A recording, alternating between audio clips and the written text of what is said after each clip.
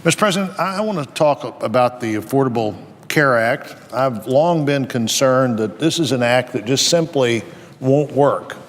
I think the premise that the bill was built around is a premise that won't work. I know things like guaranteed issues sound very popular, that you can get health insurance no matter what your health condition is.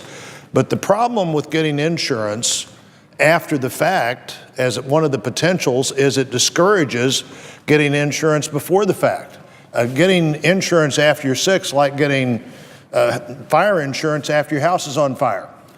You could probably get fire insurance after your house was on fire, but it would sure cost a lot more than it would have cost under what we'd see as traditional insurance. So I've always thought that premise was a problem. I've always thought the requirements in the bill that depend heavily on young people who are healthy buying insurance at higher rates than young people have ever looked at before, and remembering that that's probably the biggest uninsured component in the society, because young and healthy people think that they're young and healthy. And you know, Mr. President, the truth is they normally are young and healthy, and they don't need insurance like many members of this body might need insurance, because they just simply don't, and they know it. And frankly, now that the least healthy or least likely to be healthy among us can't pay more than 3 times the most healthy, we've never had that requirement before. That doesn't mean that insurance goes down in cost for unhealthy people as much as it means it goes up in cost for people who are healthy. And I think those young, healthy people will be smart enough to figure out that it's probably not in their best interest, either in their health or their finances, to buy the insurance that they don't need, rather than to have the ability later to buy insurance if it turns out they need it. It's just never made much sense to me, Mr. President. And meanwhile, as we see that happening from insurers to doctors to employers, people are looking at this law and figuring out if this is a place where they still want to focus their energies.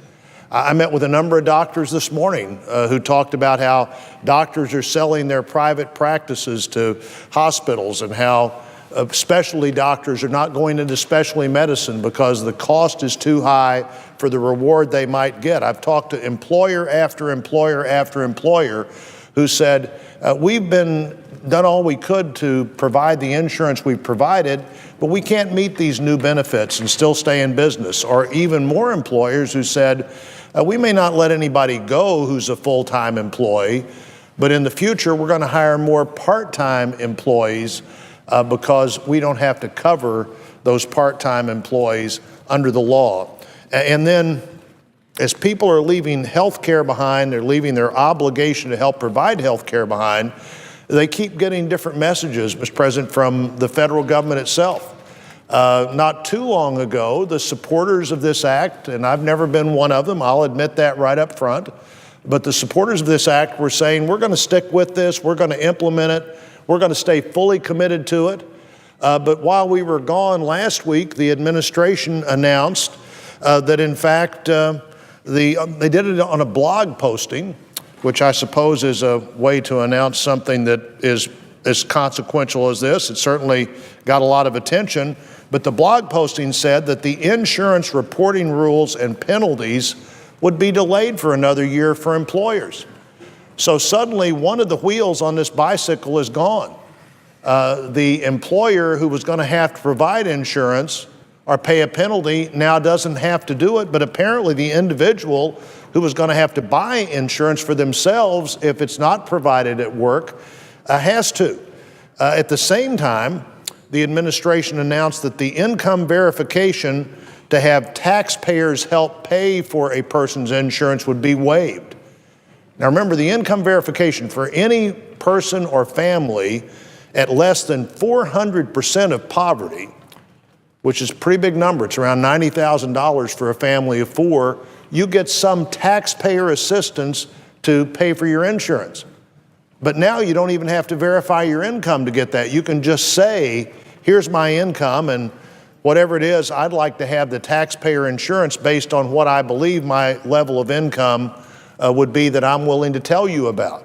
So suddenly, Mr. President, the money that the government is spending is going to people who are getting taxpayer-paid insurance. There's no penalty for people who don't provide insurance at work, as the law requires.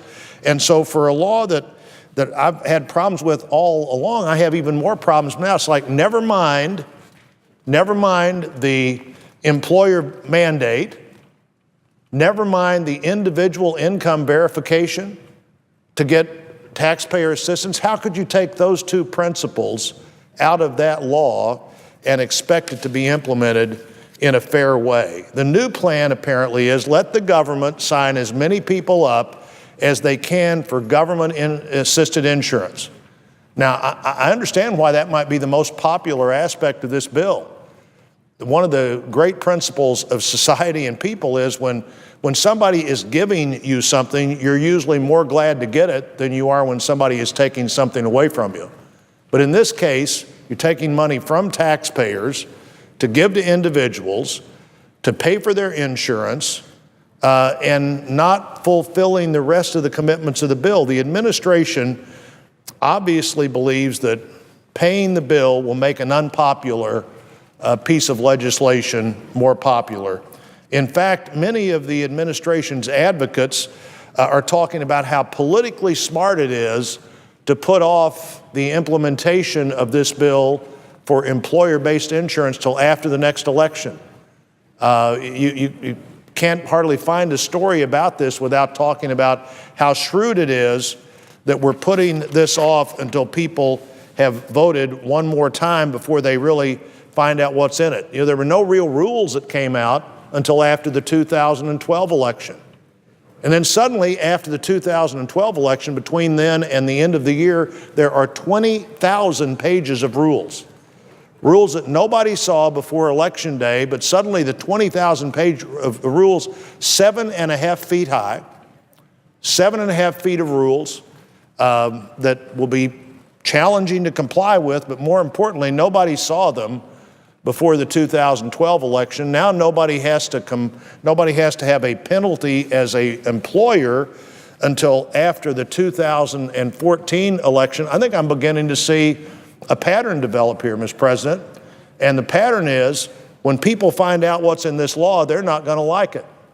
If it was believed that they were going to like it, I think we'd be rushing to implement the law before the 2014 election, not after.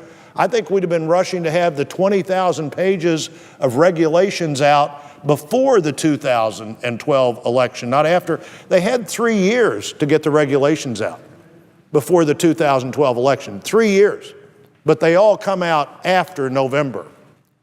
And now we're told, well, we just really don't have time to implement this. It's been 3.5 years since the bill was signed into law. If this is ever going to work, how much time is it going to take to implement it? This is a determined effort to get further and further down what I think may be the wrong road before people know what's happened to their insurance, before people know what's happened to their doctor, before people know what's happened to their health care. And when they find out, Mr. President, I think they're not going to like it. Since the passage of the bill, the law has had 8 interim final rules, 3 final rules, 20 requests for comment, 21 proposed rules, according to the Wall Street Journal, 1 information collection request, 2 amendments to the final rules, 6 requests for information, 1 frequently asked questions document. The administration announced about a year ago that the long-term care provisions of the bill, the so-called Class Act, just simply wouldn't work. I remember when this was before the committee in the House of Representatives, when it was said, well, look, there's no way this can possibly work. But the advocates said, oh, no, this is actually going to make money. But once the bill's signed into law and is out there about a year, the Department of Health and Human Services says, you know, this long-term care thing won't work. So even though it's in the law, we're not going to implement it.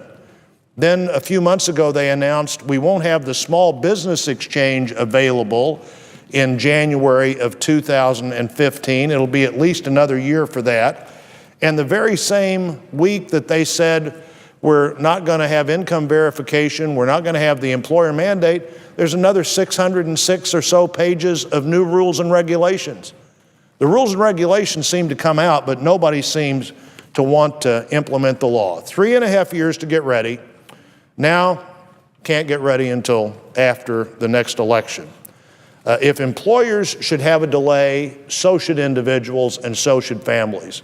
In fact, Mr. President, I think what we should have is a permanent delay while we look for a plan that really works, that can be implemented, that makes sense, that's based on good health care and good health care decision making. And I hope this Senate and this Congress and this administration will try to find a plan that works instead of constantly saying, you know, we're really not ready to make this plan that's been out there for 3.5 years now work, and to work to meet the needs of the American people. And I would notice the absence of a quorum.